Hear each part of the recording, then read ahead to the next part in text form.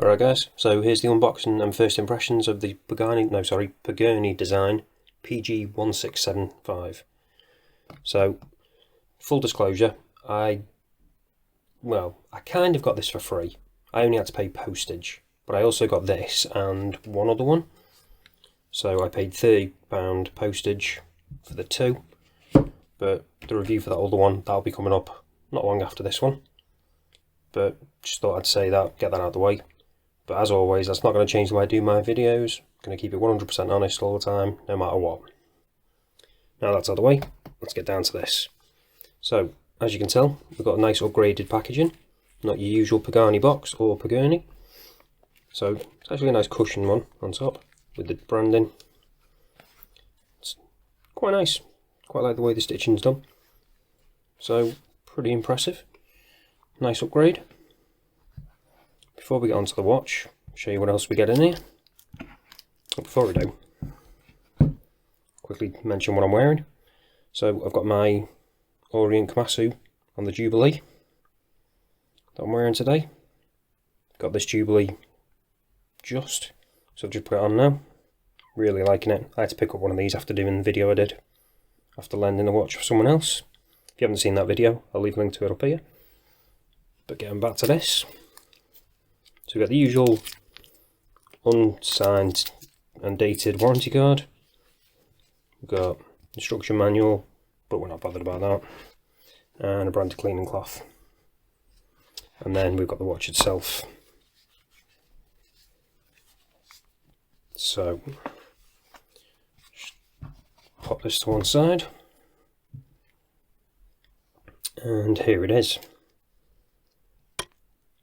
So this is their Seiko Tuna Homage. Oh, I've left a sticker on. Yeah, I've actually opened this up. I thought I'd taken all the stickers off. Obviously I've missed that one on the crown. But you can actually see under there we've got that signed crown. I'll have to remove that in a bit. Best way I found to remove these, if you have any trouble with them, just use a little bit of sellotape. And they come off easily enough. And I'm really liking this blue colour. So they do this blue dial one. They also do a black one, and they do a black and gold as well. But as always, links will be down in the description if you want to check it out. So as first impressions go, I'm quite liking this. And it comes on this silicone, no, I think it's rubber strap. But I'll find out exactly what it is when it gets to the full review. And then we've got the branding on the buckle. And we've also, which I've not seen before, got it on the keepers as well, which is a nice touch. And then we've got a display case back with the usual Pagani / Pagrne and H35 in the back. And then we've got the spec sheet around the outside. So we've got 300 meter water resistance, stainless steel, the fact that it's Pagrne design. So, oh, and there's the model number as well though. So that PG1675.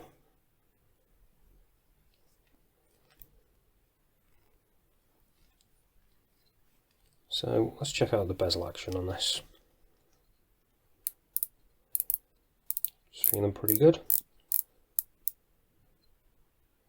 No playback on that at all, which is good to see. Does it line up? And yep, it's lining up nicely. So far so good. Let's check out the action on this crown. Nice pop. And then change the date. Pull it out again. Change the time. Just move those hands out of the way. In fact, put them like that. So we can see all the text.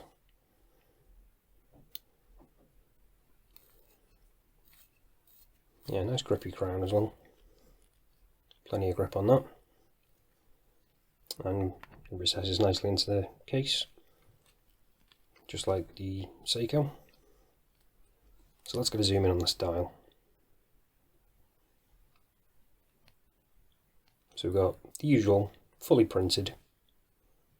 We've got the branding at the top. Then we've got the automatic water resistance at the bottom. And then tucked in by that 6, we've got the Japan movement.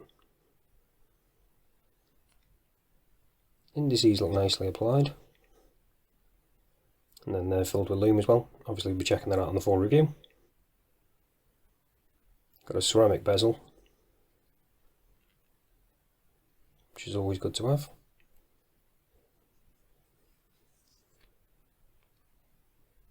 Everything seems to be lined up nicely. Nice cutout for the window with the date and the 3. So it's looking pretty good. Can't see anything obviously wrong with it at the moment. Nice brushing on the case. All brushed. And then you got that semi-shrouded look to it. Just like the original. And we've got a nice sunburst on that blue as well. The hands look nicely finished too. Nice high polish on them. And plenty of surface area for loom, so I'm looking forward to checking out the loom on this one. I think it could be quite good. So quickly zoom back out.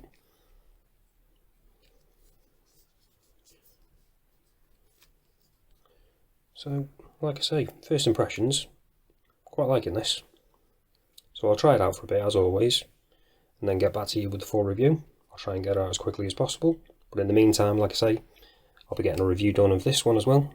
Sorry, an unboxing and first impressions of this one. And then I'll be doing the same thing with that.